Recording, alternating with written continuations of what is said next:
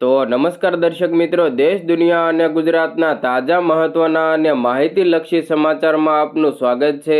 દર્શક મિત્રો, દેશ અને વિદેશમાં ઘટતી અવનવી ઘટનાઓની માહિતી તેમજ રાજનીતિને લગતા અને ખાસ કરીને ખેડૂત મિત્રોને લગતા સમાચારોની અપડેટ સૌથી પહેલાં મેળવવા માટે અમારી ટ્રેન્ડિંગ ગુજરાત યુટ્યુબ ચેનલને અત્યારે સબસ્ક્રાઇબ કરી લેજો અને બાજુમાં આપેલા ઘંટડીના નિશાનને પણ પ્રેસ કરી દેજો, જેથી અમારા અવનવા વિડીયોની અપડેટ સૌથી પહેલાં તમારા સુધી પહોંચી જાય।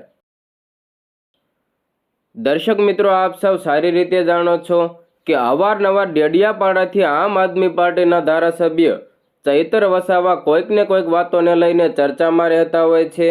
ત્યારે હવે ફરી એકવાર આમ આદમી પાર્ટીના નેતા ચૈતર વસાવા ફરી એકવાર ચર્ચામાં આવ્યા છે।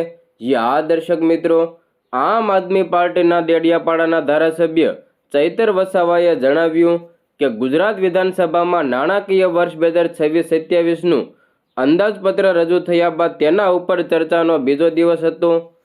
ગુજરાતની જનતાના પ્રશ્નોની ચર્ચા કરવાનો આ મહત્વનો દિવસ હતો। બીજી તરફ ગઈકાલથી બોર્ડની પરીક્ષાઓ પણ શરૂ થઈ ગઈ છે। ત્યારે રાજ્યના નાયબ મુખ્યમંત્રી, આદિજાતિ મંત્રી, રાજ્ય કક્ષાના મંત્રી તેમજ ભારતીય જનતા પાર્ટીના સાંસદો અને ધારાસભ્યો દ્વારા ડેડિયાપાડામાં પરીક્ષા કેન્દ્રોની નજીક મોટા વરઘોડો કાઢ્યો। જો આ મંત્રીઓને વિદ્યાર્થીઓની ચિંતા હોત તો વરઘોડો ન કાઢત। વધુમાં તેમણે પ્રહારો કરતા જણાવ્યું કે છેલ્લા 30 વર્ષથી રાજ્યમાં ભાજપની સરકાર છે। જો યોગ્ય કામગીરી કરવામાં આવી હોત તો આજે વરઘોડો કાઢવાની જરૂર ન પડતી। નવેમ્બરમાં નરેન્દ્ર મોદી ડેડિયાપાડામાં આવ્યા બાદ તરત જ કાર્યક્રમો યોજવાની જરૂર શા માટે પડી, તે પ્રશ્ને તેમણે ઉઠાવ્યો।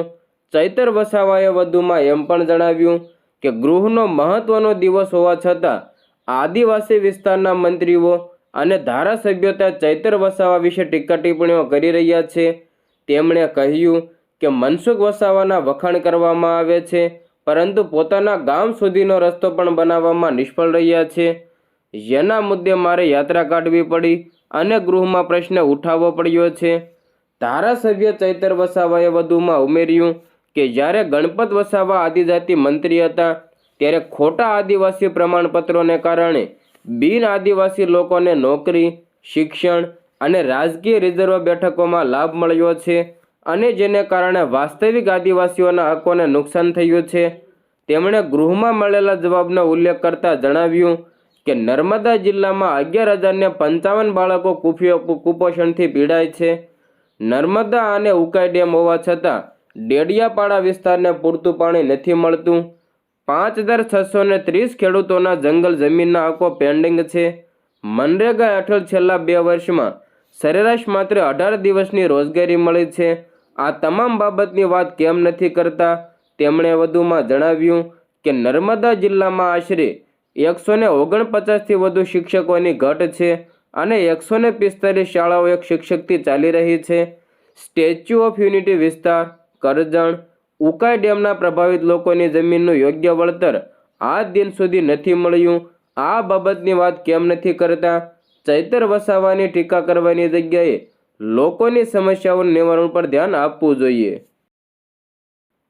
હવે મિત્રો, આગળ વાત કરીએ તો એક તરફ ચૈતર વસાવાનું આવું ભાષણ સામે આવ્યું છે તો વળી બીજી તરફ નર્મદામાં ચૈતર વસાવાના ગઢમાં હર્ષ સંઘવીએ ગાબડું પાડ્યાના સમાચાર મળ્યા છે।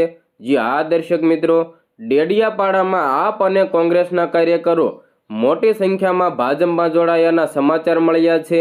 તો વિગતવાર માહિતી મેળવીએ। મિત્રો, સમગ્ર ગુજરાતની રાજનીતિ અને હાલમાં આદિવાસી પટ્ટામાં ચાલતી રાજનીતિ અલગ જ હોય છે। પહેલા જે વિસ્તારમાં ભાજપ નેતાઓ ખૂબ ઓછા જતા હતા તે જ વિસ્તારોમાં હવે ભાજપ નેતાઓ અને મંત્રી પહોંચી રહ્યા છે। એક તરફ ગુજરાતમાં હવે સ્થાનિક સ્વરાજની ચૂંટણીના પડઘમ લાગવાની તૈયારીમાં છે તો બીજી તરફ તેના માટે જ હવે ભાજપ પોતાના દિગ્ગજ નેતાઓને આદિવાસી વિસ્તારોમાં એક્ટિવ કરી રહી છે। ગઈકાલે નાયબ મુખ્યમંત્રી હર્ષ સંઘવી પણ ડેડિયાપાડા પહોંચ્યા હતા। ત્યારે ચૈતર વસાવાના ગઢ નર્મદાના ડેડિયાપાડામાં આદિવાસી સંમેલન, આદિવાસી ગૌરવ અભિવાદન સમારોહનું આયોજન કરવામાં આવ્યું હતું અને આ જ કાર્યક્રમ માટે ચૈતર વસાવાના ગઢમાં નાયબ મુખ્યમંત્રી હર્ષ સંઘવી પણ પહોંચ્યા હતા આ કાર્યક્રમમાં ચૈતર વસાવાના ગઢમાં હર્ષ સંઘવીએ ગાબડું પાડ્યું. મિત્રો, નર્મદા જિલ્લામાંથી આમ આદમી પાર્ટી અને કોંગ્રેસના કાર્યકર્તાઓ મોટી સંખ્યામાં ભાજપમાં જોડાયાના સમાચાર છે, જેમાં એક મુખ્ય નામ પ્રફુલ્લ વસાવાનું પણ છે. પ્રફુલ્લ વસાવાએ આમ આદમી પાર્ટી સાથે છેડો ફાડી નાખ્યો છે અને ભાજપનો ખેસ ધારણ કર્યો છે. સાથે જ પ્રફુલ્લ વસાવાનું ભાજપ સાથે જોડાવવું એ મોટું નુકસાન માનવામાં આવી રહ્યું છે. સાથે જ પ્રફુલ્લ વસાવા ચૈતર વસાવાના નજીકના માનવામાં આવે છે. ત્યારે હવે ચૈતર વસાવાના ગઢમાં નાયબ મુખ્યમંત્રી હર્ષ સંઘવીએ મોટું ગાબડું પાડતા આમ આદમી પાર્ટીને નુકસાન ભોગવવાનો વારો આવી શકે છે. દર્શક મિત્રો, આમ આદમી પાર્ટી, કોંગ્રેસ અને ભાજપના આ જે સંગઠન ચાલી રહ્યું છે, જે પક્ષ પલટાનો સમય ચાલી રહ્યો છે, તેના વિશે તમારો શું મંતવ્ય છે તે કોમેન્ટ બોક્સમાં તમારો મંતવ્ય જરૂર જણાવજો.